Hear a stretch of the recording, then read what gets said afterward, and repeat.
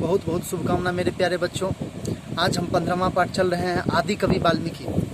रामायण नामक महाकाव्य की रचना महर्षि वाल्मीकि जी ने की थी। इस पाठ में महर्षि वाल्मीकि के जीवन तथा उनके जीवन से संबंधित प्रमुख घटनाओं का वर्णन किया गया है। इसके अतिरिक्त लव कुश के शौर्य एवं पराक्रम की झलक भी मिलती है।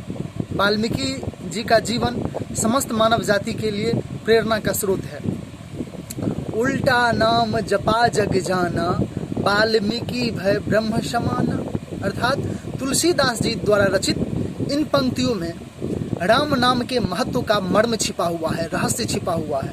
उनका कहना है कि राम नाम के स्थान पर मरा मरा जप कर वाल्मीकि जी भगवान के समान दर्जा पा गए, ब्रह्मा के समान दर्जा पा गए। राम कथा को सर्वप्रथम उतारने का श्रेय इन्हीं वाल्मीकि जी को जाता है। हजारों साल पहले भारत माता के इस सपूत के कंठ से अनायास ही कविता की निर्झरनी, मतलब ये इसका अर्थ होता है नदी, निर्झरनी फूट पड़ी और उन्होंने रामायण नामक महाकाव्य की रचना कर डाली। इस प्रकार ये आदि कवि भी कहलाए और महाकवि भी। आदि कवि मतलब प्रथम कवि। राम नाम का मंत्र इन्होंने नारद मुनि से ग्रहण किया था और समाधि में इतने अधिक लीन हो गए कि राम राम को भूलकर मरा मरा का जप करने लगे। कहते हैं कि इन्होंने इतनी घोर तपस्या की कि तपस्या करते हुए इनके शरीर के चारों तरफ दीमक लग गई और एक टीला बन गया। अब इनका शरीर बाम्बी अथवा दीमकों का घर हो गया। तभी से ये वाल्मीकि कहे जाने लगे। वैसे इनका वास्तविक नाम रत्नाकर था। तपस्या पूरी होने पर वाल्मीकि जी ने ऋषियों के पास बैठकर ज्ञान की बातें सीखी और कुछ ही दिनों में उच्च कोटि के विद्वान बन गए। इन्होंने गंगा के किनारे अपना आश्रम बना लिया और बहुत से शिष्यों के साथ वहां रहने लगे। एक दिन वाल्मीकि हमेशा की तरह गंगा स्नान के लिए जा रहे थे।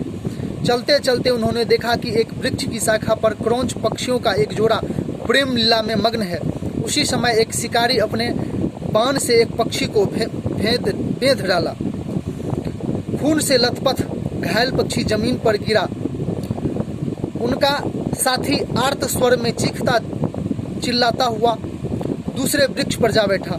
यह हृदय विदारक दृश्य देखकर ऋषि की आंखों भर आई। उनका हृदय पिघल गया और साप रूप में एकाएक उनके मुख से निकला, मां निषाद प्रतिष्ठाम तुम गमः शाश्वती समाह यत क्रौंच मिथुनाद एकम अवधि काम मोहितम। अर्थात हे निषाद, तुझे कभी प्रतिष्ठा न मिले और न ही तुम्हारे मन को कभी शांति प्राप्त हो, क्योंकि प्रेम मग्न क्रौंच पक्षियों में से एक को तूने मारा है। यह श्लोक तो संसार का आदि श्लोक था।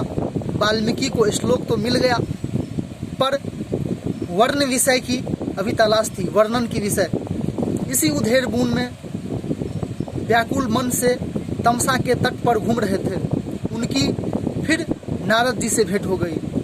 वे सारा वृत्तांत सुनकर नारद जी ने उन्हें अयोध्या के मर्यादा पुरुषोत्तम सर्वगुण संपन्न राजा राम के जीवन चरित्र लिखने को प्रेरित किया। नारद जी के कहने पर उन्होंने राम कथा लिखने का निश्चय किया।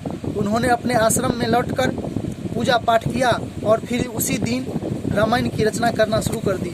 लेखनी अभी पूरी तरह जमी भी नहीं थी कि एक घटना और घट गई।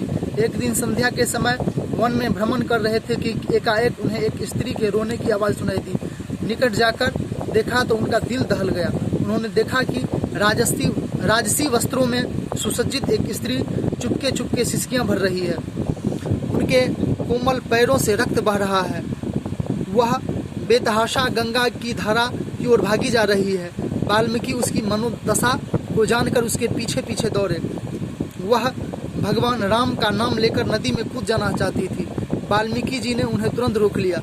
वे उसे समझाते हुए बोले, भद्रे, आत्महत्या पाप है। तुम गर्भवती लगती हो।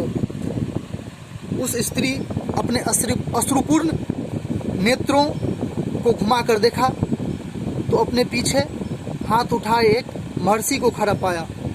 स्त्री ने अपना कर्तव्य निभाते हुए ऋषि को प्रणाम करके शांत स्वर में कहा, मुनिवर, जिस स्त्री को उसके पति ने त्याग दिया हो उसके लिए और कहाँ ठौर है। यह तो आप ही समझ गए होंगे कि वह परित्यक्ता नारी कौन थी। राम की पत्नी सीता की कहानी सुनकर वाल्मीकि की आंखें छलछला आई। वे कह उठे, इतना बड़ा त्याग मेरे राम ही कर सकते थे, इनमें उनका कोई दोष नहीं। तुम्हारे बच्चे के भाग्य में यही लिखा था कि उसका जन्म राजमहल में नहीं बल्कि ऋषि आश्रम में हो। मेरी बेटी, मेरी कुटिया में चलकर रहो, मैं तुम्हें हर प्रकार से प्रसन्न रखने का प्रयास करूंगा। सीता मैया वाल्मीकि के आश्रम में रहने लगे। रामायण की रचना में वे एक वरदान सिद्ध हुई। महर्षि वाल्मीकि ने राम के जीवन की अनेक घटनाओं के संबंध में सीता से जानकारी प्राप्त की। समय आने पर सीता मैया ने पुत्र युगल को जन्म दिया। युगल मतलब जोड़ा। महर्षि ने इन दोनों पुत्रों के नाम लव तथा कुश रखे। धीरे धीरे दोनों बड़े हो गए। महर्षि ने उन दोनों को हर तरह की शिक्षा देने लगे।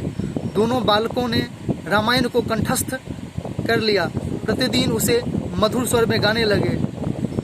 इसके साथ ही दोनों बालक अस्त्र शस्त्र चलाने में भी निपुण हो गए। उधर भगवान राम अयोध्या में अश्वमेघ यज्ञ का आयोजन किया। उन्होंने विश्व विजय के लिए अपना घोड़ा छोड़ दिया। शत्रुघ्न, हनुमान और सुग्रीव जैसे महान योद्धा उस घोड़े के रक्षक नियुक्त किए गए। वह घोड़ा देश देशांतर होता हुआ उस वन में जा पहुंचा जहां महर्षि वाल्मीकि का आश्रम था। उस समय वीर बालक लव तथा कुश मुनि बालकों के साथ वन में खेल रहे थे। अचानक उन्होंने उस घोड़े को देखा जो विविध प्रकार के वस्त्राभूषणों से सुसज्जित था। ऐसे घोड़े को देखकर लव को बड़ा आश्चर्य हुआ और उसके मस्तक पर बंधी हुई पट्टी पढ़ी। उस पर लिखा था, यह घोड़ा अयोध्या के राजा श्री रामचंद्र जी का है। यह जिस देश में होता हुआ आगे बढ़ेगा वह पराजित समझा जाएगा। जो इसे पकड़ने का साहस करेगा उसे बड़े योद्धाओं से लोहा लेना पड़ेगा। यह पढ़कर लव की रगों में बिजली दौड़ गई। उसने घोड़े को पकड़कर एक पेड़ से बांध दिया। जो भी वीर घोड़ा छुड़वाने के लिए आया, दोनों बालकों ने उसके छक्के छुड़ा दिए। अंत में भगवान श्री राम स्वयं उस घोड़े को मुक्त कराने के लिए पधारे। पिता और पुत्र में युद्ध ठन गया। दोनों बालकों के साहस और युद्ध कौशल देखकर श्री रामचंद्र जी ने भी दांतों तले उंगली दबा ली। जब पिता और पुत्र एक दूसरे को मारने पर तुल गए तब महर्षि वाल्मीकि ने बीच में आकर युद्ध को बंद करवाया। इसके बाद महर्षि वाल्मीकि ने श्री रामचंद्र जी और लव तथा कुश एक दूसरे से परिचय करवाया। श्री रामचंद्र जी ने अपने पुत्रों की वीरता और साहस देकर फूले नहीं समाये। उन्होंने अपने दोनों पुत्रों को गले से लगा लिया, पर सीता जी लौटकर अयोध्या नहीं गई। सुना जाता है कि वे धरती में समा गई। इस तरह रामायण संपूर्ण हुई। वाल्मीकि ने केवल रामायण की ही रचना नहीं की, अपितु वे रामायण के पात्र भी थे। आज हम निश्चयपूर्वक कह सकते हैं कि वाल्मीकि ने ही राम को भगवान बनाया है। यही उनका गौरव है और उनकी रामायण भारतीय संस्कृति का अजस्त्र स्रोत है। संत कवि तुलसीदास और महात्मा गांधी जैसे युग पुरुषों को बनाने में भी रामायण का अविस्मरणीय योगदान रहा है। शब्दार्थ है रचित मतलब लिखी गई, निर्झरणी मतलब धारा, हृदय विदारक मतलब दिल को छू देने वाला, व्याकुल मतलब दुखी या परेशान, युगल मतलब जोड़ा, पराक्रम मतलब बल, मर्म मतलब रहस्य, आदि कवि मतलब प्रथम या पहले कवि, पिघलना मतलब द्रवित होना, परित्यक्ता मतलब त्यागी हुई, वस्त्राभूषण मतलब वस्त्र और आभूषण, अजस्त्र मतलब निरंतर या लगातार। धन्यवाद मेरे प्यारे बच्चों।